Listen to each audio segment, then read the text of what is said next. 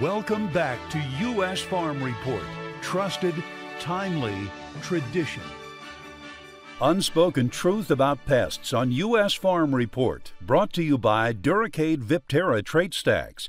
Guarding against 16 above and below ground corn pests like mid-season threats of corn rootworm, earworm, and western bean cutworm. Comprehensive control when it matters most. Well, last year, Arkansas farmers were on the front lines of intense armyworm infestation.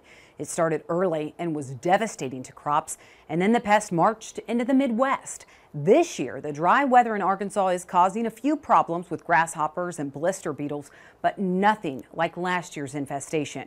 So what problems are starting to pop up now, and how do planting dates play a vital role in it all? We dig into the details this week in Unspoken Truth About Pests.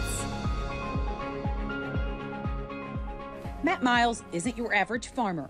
One thing we've learned on our operation is you've got to have enough equipment to hit those windows in a short period of time, because the weather seems to me like it's changed over my farming career. He says here in southeast Arkansas, what typically was a 30-day window to get the corn crop in years ago is more like 10 or 20 today. But we were able to hit those windows, get the crop in early, ended up with a really good emergence. But Miles isn't afraid to push the production limits. We set aside a budget for research so we can take that portion of the money and say, okay, let's go chase something stupid, and you know, maybe blind hog finds an acorn every now and then. And this year, Matt, along with his son Lane and agronomist Rob, decided to push the limits with planting dates, planting soybeans on February 17th. The February bean trial we did, you know, that was a 50-50 shot, maybe a 30% shot that it was going to work. I mean, it had 2 inches of snow, 10 days below freezing. Took 30 days to come out of the ground, and those beans look just like these. So, you know, we're pretty pumped about that. And as an agronomist, Dedman says this area battles pests every year, and planting dates are a major way to fight those pests. We don't generally have a real aggressive winters that get rid of the insects and diseases that we fight.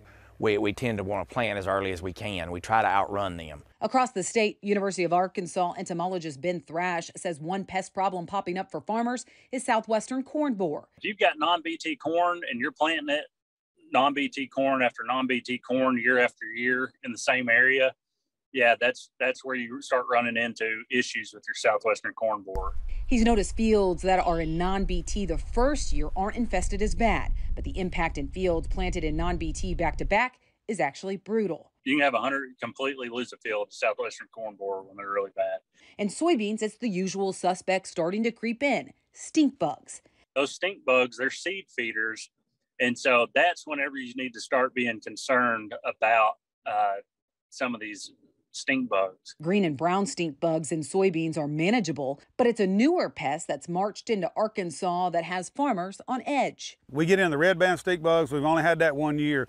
That's absolutely makes you want to puke. I mean, you know, because you can't control them. They come back so fast. But we've been fortunate so far this year that it's been a little lighter than what we thought it would be. Part of the issue with them is their salivary enzymes are more potent than with our green and brown stink bugs. Thrash says it's been proven that the pest is devastating to yield.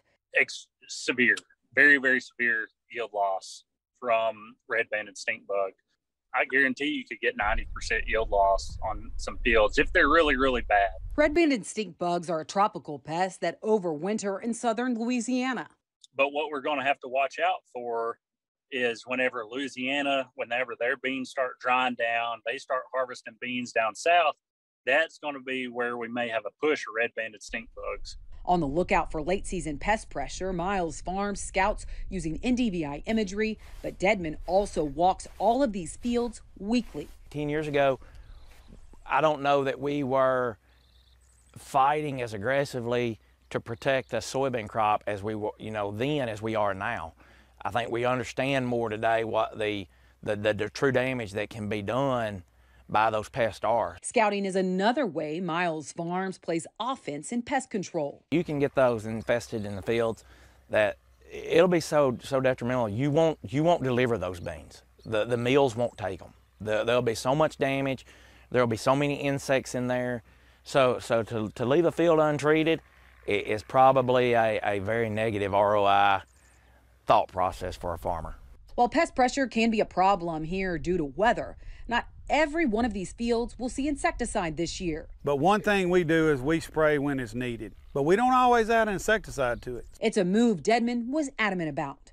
We're going to trigger insecticide applications or fungicide applications, depending on what pest we're battling, based off of thresholds. I was scared of it, I'll be honest with you.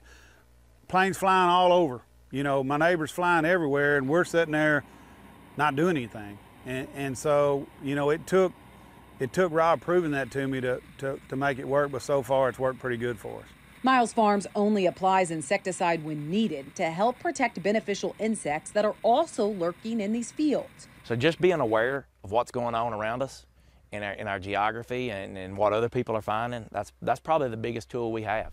From the traits they plant to the management tools in season, staying ahead of potential pest problems has proven to be their best line of defense.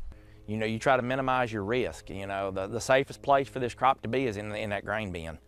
And the longer it stays out here, the more exposure we have and the more risk of damage that we have.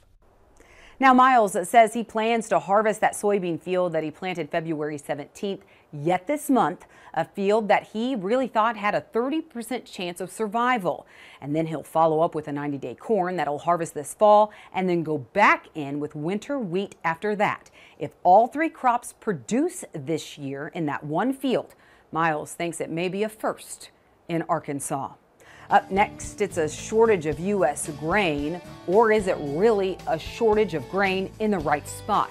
We'll tell you what grain bids are saying in our marketing roundtables next. Your next